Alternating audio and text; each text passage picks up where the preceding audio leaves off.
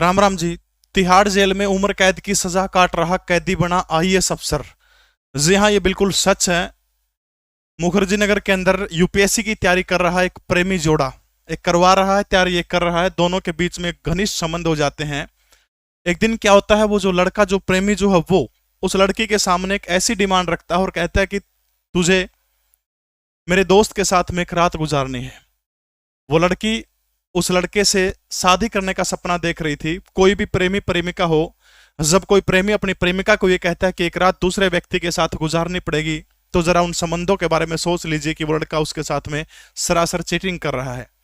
नमस्ते, मैं परवीन उड़ान बात कर रहा हूं 21 साल की पूनम की, जो साल 2003 के अंदर यूपीएससी की तैयारी करने के लिए दिल्ली के मुखर्जी नगर के अंदर जाती है। और वही मुखर्जी नगर के अंदर ही केमिस्ट्री के एक टीचर होते हैं जिनका नाम अमित कुमार राय है।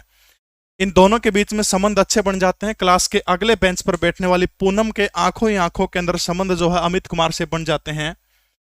फिर दोनों एक्स्ट्रा क्लास के नाम पर, केमिस्ट्री की कोचिंग लेती थी, एक्स्ट्रा क्लास के नाम पर अलग से वो ट्यूशन पढ़ने लगी, और वहां पर जो है दोनों के बीच में संबंध बहुत गहरे हो जाते हैं।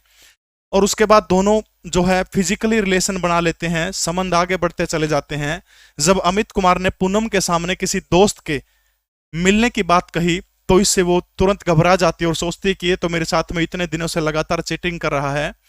वो जहर खा लेती है, आत्महत्या कर लेती है और घर के अंदर एक सुसाइड नोट छोड़ देती है। पुलिस उस नोट्स को बरामद करती है और उस सुसाइड नोट के ऊपर एक बात लिखी थी कि अमित कुमार जो है मेरे केमिस्ट्री के टीचर, इन्होंने मुझे धोखा दिया है, इन्होंने मुझे आत्महत्या करने के लिए मजबूर किया है, शादी का झूठा वादा इन्होंने मेरे साथ किया है, इसके अलावा किसी तीसरे व्यक्ति के साथ में रात गुजारने की ये बात कह रहे हैं। उसी सुसाइड नोट के आधार पर मामला आगे बढ़ता है और ये मामला जब कोर्ट में जाता है, अमित कुमार को गिरफ्तार करके दिल्ली की तिहाड़ जेल के अंदर बंद कर दिया जाता है। शुरू में मामला जो था दिल्ली की लोअर कोर्ट के अंदर चला जाता है और वहां पर लोअर कोर्ट जो है इस केस की ट्रायल करती है। और ट्रायल के बीच में जो है लोअर कोर्ट काम क्या करती है कि उसको आत्महत्या का, उकसाने का दोषी मान करके धारा 306 के तहत सजा सुनाने का काम करती है। इसके अलावा झूठा वादा, और उसके अंदर ये कहा गया था कि मेरे साथ इन्हें जबरदस्ती रेप किया था, पहले दिन जब हम मिले थे तो कुछ मेरे को खिलाकर नशीला पदार्थ खिला दिया गया, और रेप की धारा भी उसके अंदर जोड़ दी गई थी। इस तरह से एक तो 10 साल की कैद हो जाती है, दूसरी उनको उम्र कैद हो जाती है।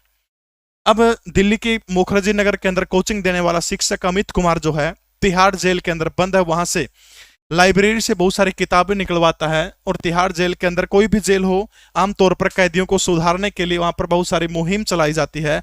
उसी मुहिम के तहत तिहाड़ जेल के जो जेलर हैं या फिर डीजीपी हैं, वो क्या करते हैं, अमित कुमार की पूरी मदद करते हैं।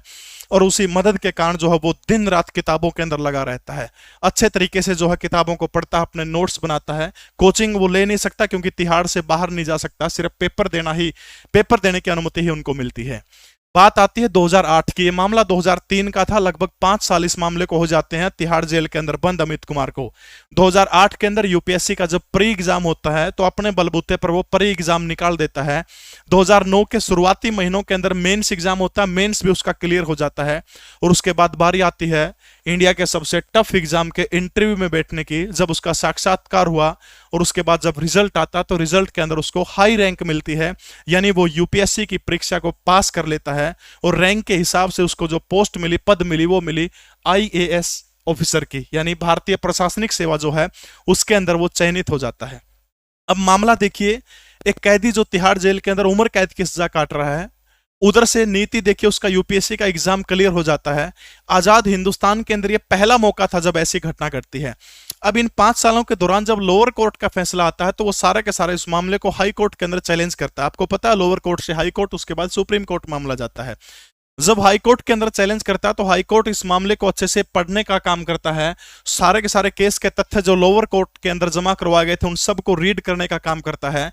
और उसके बाद बारी आती है सुसाइड नोट को पढ़ने की, उस सुसाइड नोट को पढ़ता है। जब हाई कोर्ट फाइनल डिसीजन देने लगा तो उसके सामने सारी चीजें बता दी गई थी कि अब तक 5.5 साल ये बंदा जेल में गुजार चुका है और जेल में इसने बहुत अच्छा आचरण किया है, और उस आचरण के कारण जो है यूपीएससी की परीक्षा क्लियर करके बंदा देश की सबसे जो प्रतिष्ठित सेवा मानी जाती है उसके अंदर सेलेक्ट हो चुका है।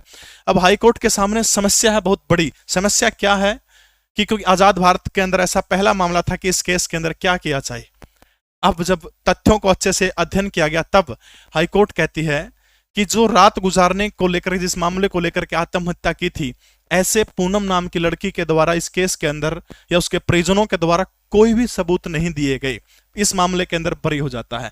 नंबर दूसरा मामला क्या था? आत्महत्या के उकसाने का। अब सबसे महत्वपूर्ण बात है, आत्महत्या के अंदर उकसाने का मामला में सीधे तौर पर संलिप्तता नहीं पाई गई अमित कुमार की, क्योंकि उसने जहर खाया था और उसके अंदर जो है जहर खाने के दौरान जो साधन उसने प्रयोग किए थे आत्महत्या में, उसमें डायरेक्ट अमित कुमार का कोई भी लिंक नहीं था, यानी वो जहर अमित कुमार ने लाकर नहीं दिया था, अपनी मर्जी से उसने आत्महत्या की है।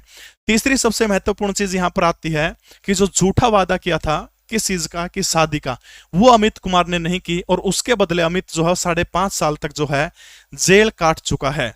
अब जो रेप का मामला था कि रेप के अंदर बहुत सारे सबूत अमित कुमार ने हाईकोर्ट के अंदर ऐसे प्रस्तुत किए जिनके आधार पर यह तय हो गया कि रेप नहीं किया गया था, बल्कि सारी चीजें जो हुई थी उन दोनों के बीच में वो आपसी सहमति के अंदर हुई थी। इस मामले में न्यायमूर्ति जस्टिस प्रदीप कुमार, अरुणा सुरेश 2 जज हैं। इन दोनों जजों की बेंच काम क्या करती है? प्रदीप कुमार को अमित कुमार को इन सारे के सारे मामलों के लिए बरी कर देती है और झूठे वादे के लिए कहा कि 5.5 साल की सजा जो है वो काफी है। इसके बाद जो है उसकी ट्रेनिंग होनी थी, ट्रेनिंग के लिए हैदराबाद के अंदर उसको जाना था, लेकिन तब जो भारत का जो महिला आयोग जो है, महिला आयोग इस मामले को सुप्रीम कोर्ट के अंदर लेके जाता है और जब इस मामले को सुप्रीम कोर्ट के अंदर लेके जाया गया तब सुप्रीम कोर्ट ने कहा कि महिला आयोग का इस केस से सीधा संबंध नहीं है, इसलिए किसी भी क्रिमिनल केस के अंदर महिला आयोग जो है वो याचिका दायर नहीं कर सकता और उसकी याचिका जो खारिज कर दी। इस तरह से जो है अमित कुमार जो है भारत के एक IAS ऑफिसर बने। अभी भी शायद वो कहीं पोस्टिंग होगी उनकी, लेकिन सबसे बड़ी बात है दोस्तों, हर संत का एक अतीत होता है और हर चोर का एक, हर क्रिमिनल का एक भविष्य होता है, अगर उसको अच्छा माहौल मिले, सारे की सारी चीजें मिले। पता नहीं अमित कुमार अब क्या कर रहे होंगे, कैसे हैं, क्या उनका आचरण बदला नहीं बदला।